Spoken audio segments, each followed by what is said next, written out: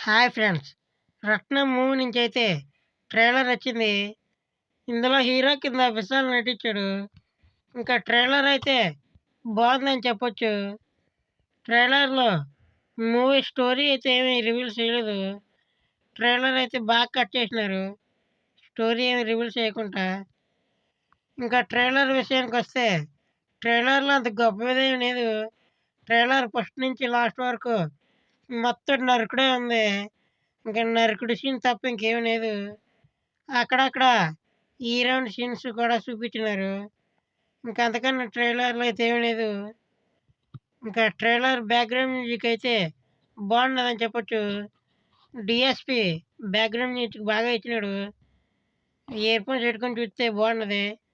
మీరు ఇప్పటిదాకా ఈ ట్రైలర్ గాని చూసి ఉండకపోతే ఇప్పుడే ట్రైలర్ చూసేయండి. చూసినోళ్ళైతే ఎలా ఉందో కామెంట్స్ చేయండి.